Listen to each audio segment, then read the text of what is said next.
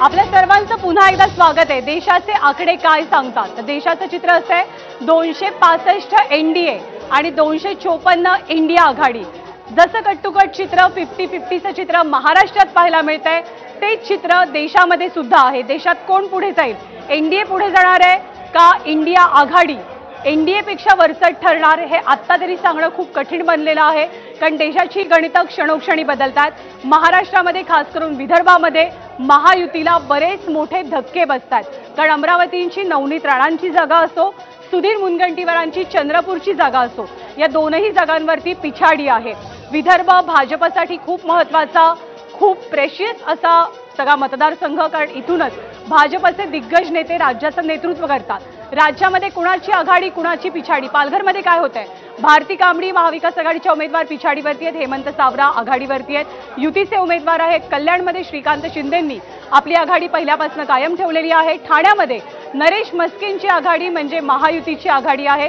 राजन विचारे पिछाडीवरती आहेत। पुढचा मतदारसंघ रायगडचा सुनील तटकरे महायुतीचे उमेदवार आघाडी टिकवून आहेत पहिल्या फेरीपासून। त्यानंतर दिंडोरीमध्ये भारती पवारांना मात्र धक्का बसताना दिसतोय। भास्कर भगरे भारती पवारांच्या विरोधात आपली आघाडी कायम ठेवून आहेत। पुढच्या मतदारसंघामध्ये जळगावमध्ये स्मिता वाघ यांनी आघाडी टिकवली आहे, तर करण पवार मात्र पिछाडीवर असल्याचं चित्र आहे। त्यानंतर आणखी एक इंटरेस्टिंग मतदारसंघ, तो मतदारसंघ आहे साताऱ्याचा। साताऱ्यामध्ये उदयनराजे भोसलेंना मोठा धक्का बसलेला आहे।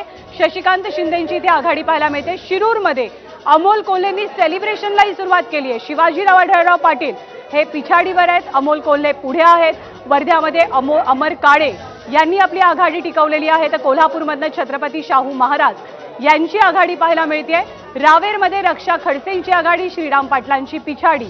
पुढचा मतदारसंघ महाराष्ट्रातला रत्नागिरी सिंधुदुर्ग, नारायण राणेंची पिछाडी, विनायक राऊतांची आघाडी।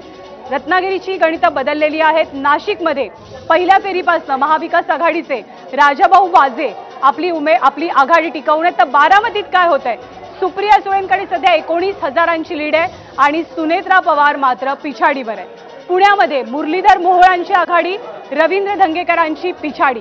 हातकणंगलेमध्ये धैर्यशील माने विद्यमान खासदार पिछाडीवर आहेत, तर सत्यजित पाटील ठाकरेंचे उमेदवार सध्या आघाडीवर आहेत। दक्षिण मुंबईत काय होतंय, अरविंद सावंत मागे पडलेत, यामिनी जाधव पुढे गेलेले आहेत। मुंबई उत्तर मतदारसंघ पियुष गोयलांची आघाडी, भूषण पाटलांची पिछाडी।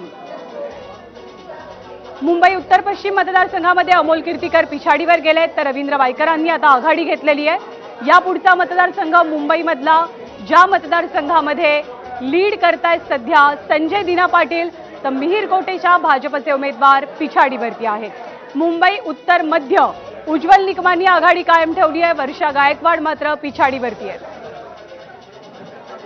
मुंबई दक्षिण मध्य राहुल शेवाळे पिछाडीवर गेलेत, तर अनिल देसाई यांना ऍडव्हान्टेज असल्याचं चित्र आहे। नागपूरमध्ये नितीन गडकरी आघाडीवर आहेत आणि विकास ठाकरेंची पिछाडी। देशाचं चित्र काय सांगतंय, 543 जागांचे कल हाती आलेत। भाजप 235